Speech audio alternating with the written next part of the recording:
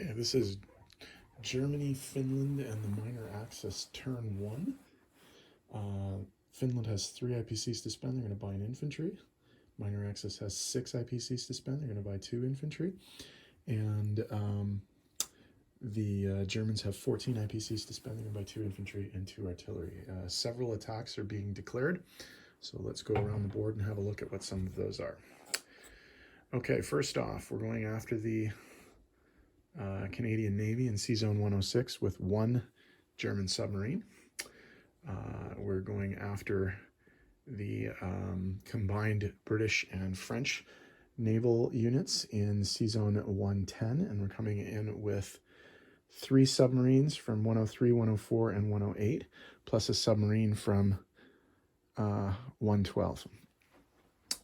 We will also, so that's how that's going to work. We will also be attacking Sea Zone 111 with the destroyer from Sea Zone 112 and with all of the Air Force from Western Germany. So that's a strategic bomber, 2 fighters, and 2 tactical bombers.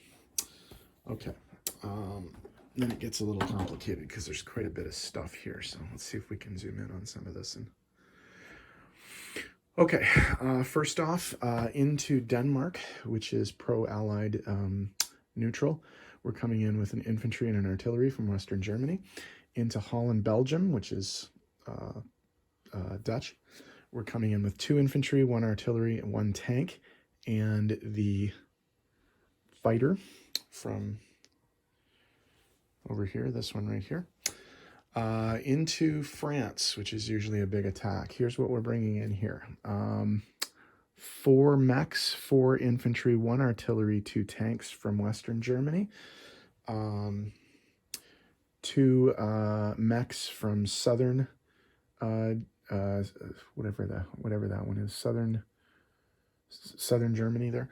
And then 2 mechs and 2 tanks from, 2 mechs, 2 tanks, 2 fighters, and 1 tactical bomber from Germany. Okay, what else do we have happening?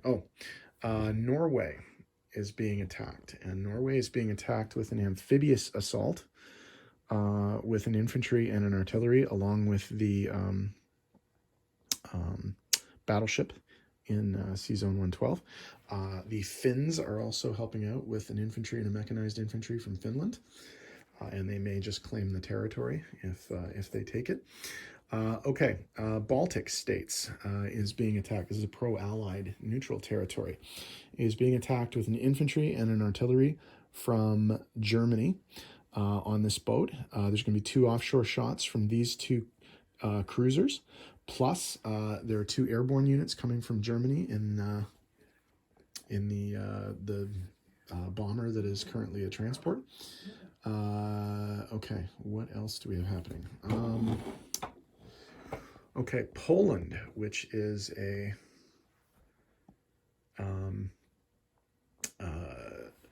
pro-Allied neutral, is being attacked with 3 artillery and whatever that stack of infantry is. I think it's about 8 or so from Germany. We'll see if that's enough, actually, to be honest. And then Yugoslavia is being attacked with, it looks like about, I think, 5 or 6 infantry and 2 artillery from Greater Southern Germany.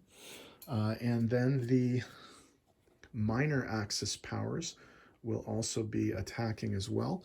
They're going to this tank is going to blitz through Bessarabia into eastern Poland, and then everything from both Romania and I didn't put the marker there, but everything from Romania and Slovakia, Hungary is going to be coming into eastern Poland.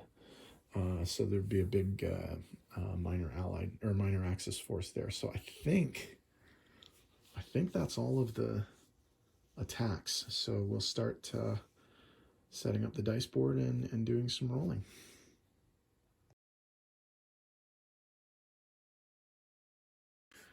Okay, this is the attack on Sea Zone 106. The German submarine U-77 is coming up against the Canadian transport ship, the HMCS Prince David, and the Canadian destroyer, the HMCS Haida.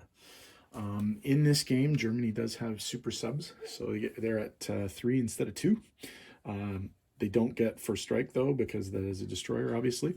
So they're going to shoot first, and they missed. So let's see if the Canadians can sink a German sub to start the game. They cannot yet. So Germany gets another shot and hits. So the destroyer's dead, but it does get a chance to sink the sub. And it does so. So the Canadian transport is safe. So the Germans did sink the destroyer, but did not kill the transport.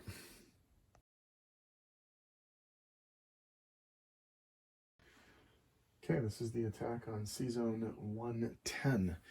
The German U-boats U-69, U-70, U-75, and U-78 are attacking the French cruiser Suffren, the British cruiser, the HMS Norfolk, and the British battleship, the HMS Royal Oak. Now, in this particular version, the Wolf Pack rule applies, which means that if there are 4 German submarines together, 3 of them get +1. Now, because they already have super subs, that bumps them from a 3 to a 4. So these are absolutely lethal, these subs in this particular variation.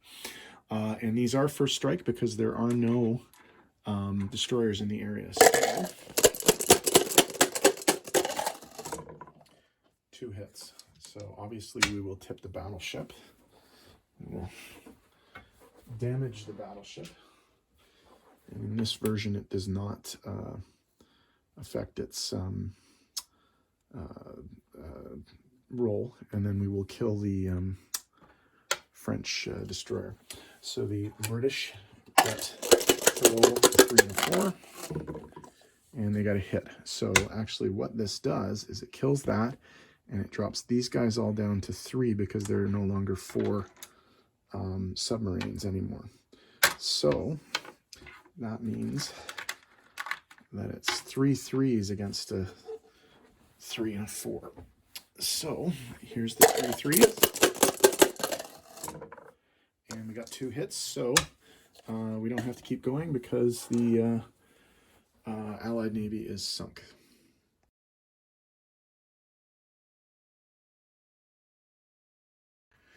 All right, for the attack on C-Zone 111, the Germans are coming in with the Z6 Theodor Riedel destroyer, 2 fighters, 2 tactical bombers, and a strategic bomber. And they're going up against the HMS Belfast cruiser and the HMS Prince of Wales battleship. The Brits have elected not to scramble their Scottish fighter because they think they're going to get smacked pretty hard in this battle. So Germany needs 3 hits to sink this navy. And they only got 2, so the battleship is damaged, but it will get to fight in the second round. So 2 hits. So they're going to lose a destroyer and a fighter. Okay, now that will mean that one of these comes down to a 3 instead of a 4 because it's no longer supported, but one of them still is. This guy's dead. This goes back. These go back. Okay, so for the second round, it's 2 3s and 2 4s versus a 4. And easy kill. Okay. And the battleship hits. So I think we'll lose a tactical bomber because I want to keep a fighter. So it cost Germany a fighter, a tactical bomber, and a destroyer to sink the Navy in C-Zone 111.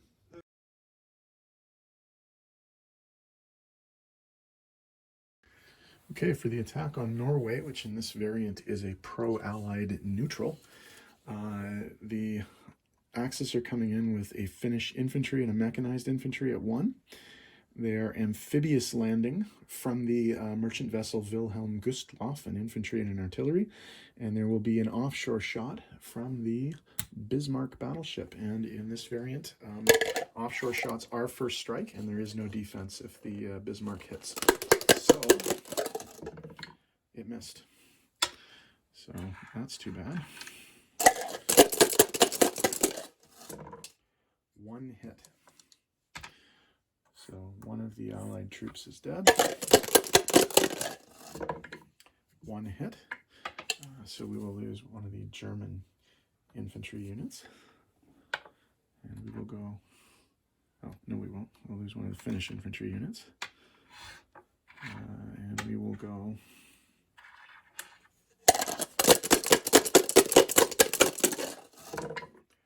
No hits. And that's a hit. Okay, now we'll lose the German unit. Now this is going to be boosted by the by that. So here we go.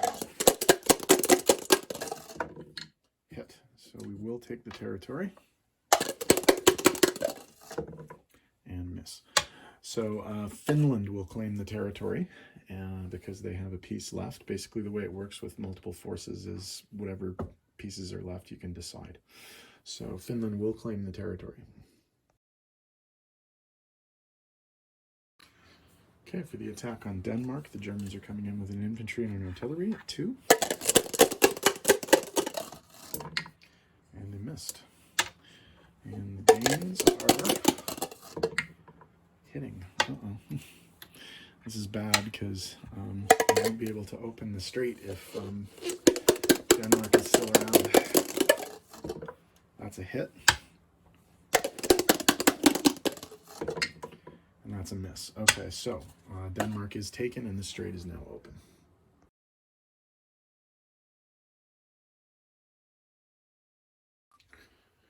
Okay, for the attack on the Baltic states, the Germans are coming in with 2 paradropped troops. They are performing an amphibious landing in the transport ship Steuben, an infantry and an artillery. And there will be 2 offshore shots from the cruisers Blücher and Deutschland. And remember, again, in our game, in this particular version, this variant, offshore shots are first strike. So we got 1 hit. So one of the infantry is killed instantly. So they will not get a defense. And then we have 2 2s and 2 1s. 2 hits, so that is going to do it. The territory is taken, but let's see if the Baltic troops can kill anybody, and they don't. So no defense there, and Germany takes the territory with no casualties whatsoever. Okay, this is the attack on Poland. The Germans are coming in with 6 unsupported infantry, 3 artillery supporting 3 infantry, and the Poles are defending with 4 infantry, 1 mechanized infantry, and 1 artillery. So that's 6 1s and 6 2s versus 6 2s. 1 hit. That is miserable. Terrible. Not a good start for the Germans there. 1 hit. Well, fortunately, the Polish aren't doing very well either. Okay, so we'll lose 1 of those. Roll again. 3 hits. That's a little bit better. So those guys are all dead.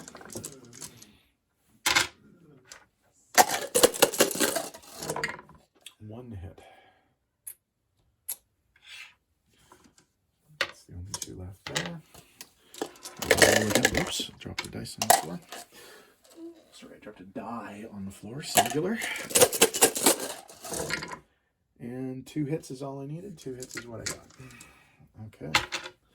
So the territory is taken. Do the Poles inflict any more casualties?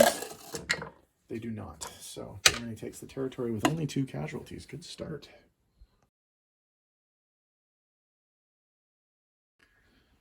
Okay, for the attack on Holland, Belgium, Germany is coming in with an unsupported infantry at 1, a supported infantry and an artillery at 2, a fighter and a tank at 3. 2 hits. So 2 of the 3 infantry are dead, but they have 3 infantry and an artillery. 2 hits, so the 2 infantry are dead. Not a bad defense, Holland. Okay, let's see what happens. 2 hits, so they will take the territory, but do they lose a plane doing so? No. So no further casualties. Germany only loses 2 infantry.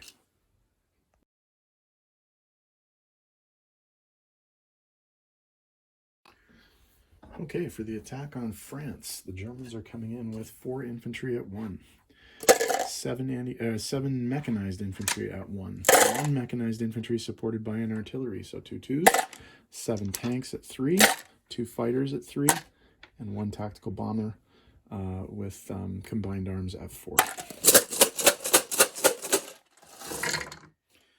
1, 2, 3, 4, 5, 6, 7 hits. So that's going to wipe out all of the infantry, 6 French and 1 British infantry.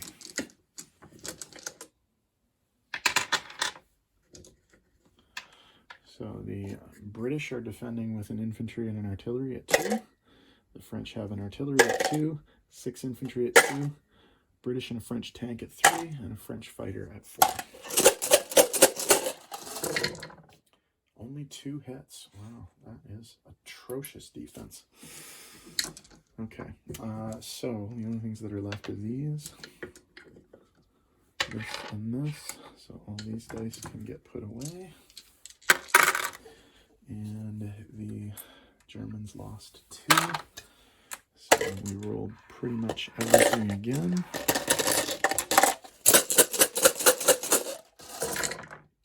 One, 2, 3, 4, 5, 6, 7. We've only got 5 pieces left, so the territory will be taken. And let's see what the British and the French can take with them. Not much, 2 more pieces. So basically Germany takes all of France for the price of 4 infantry. Excellent attack. Okay, this is the German attack on Yugoslavia. The Germans are coming in with 4 unsupported infantry and 2 infantry supported by 2 artillery. So 4 1s and 4 2s. 1 hit. Okay, not a great start.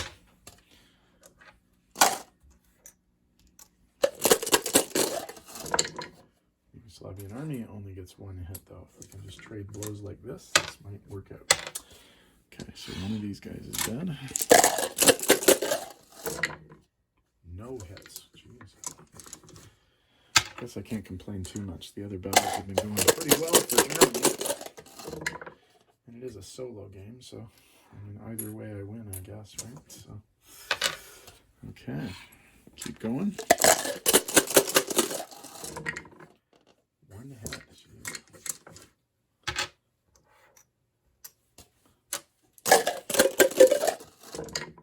1 hit.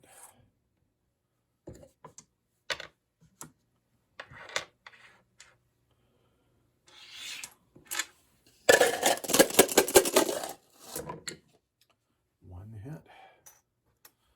Slow going.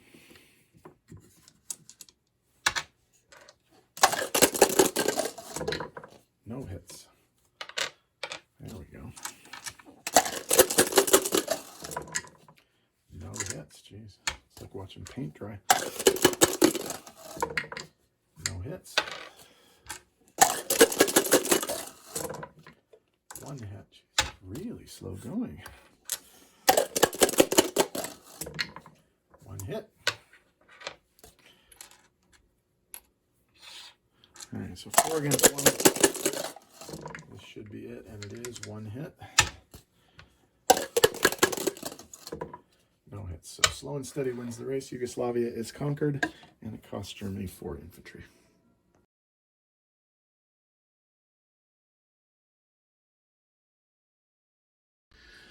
Okay, so this is the attack on eastern Poland.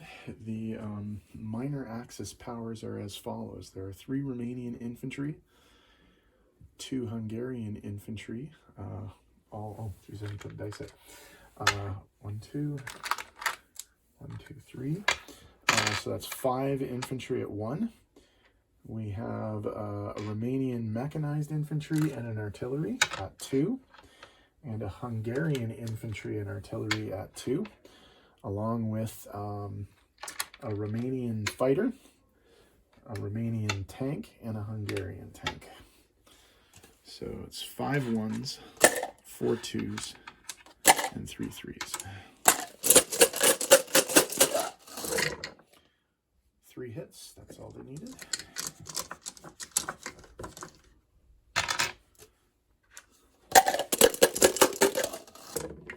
And 2 hits, okay.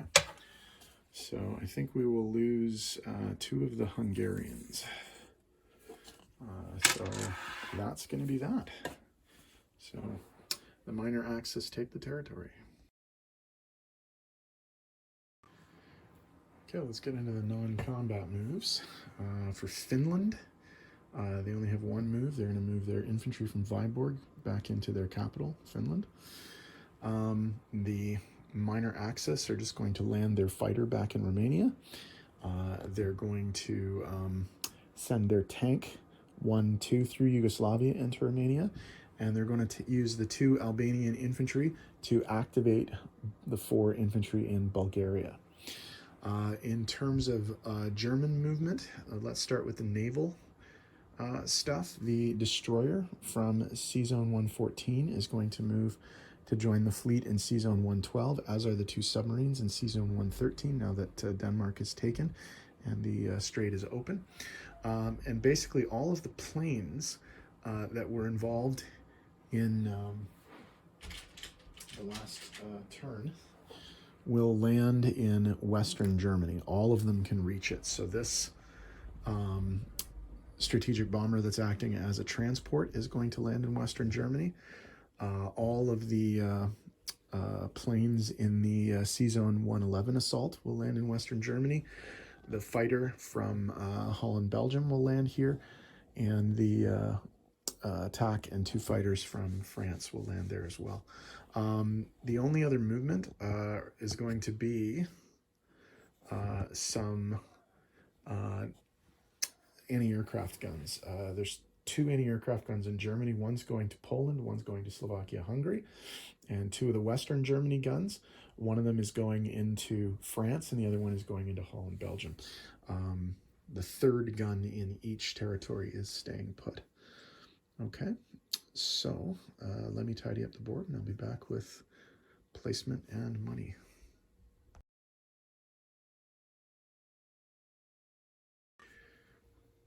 Okay, placement of new units.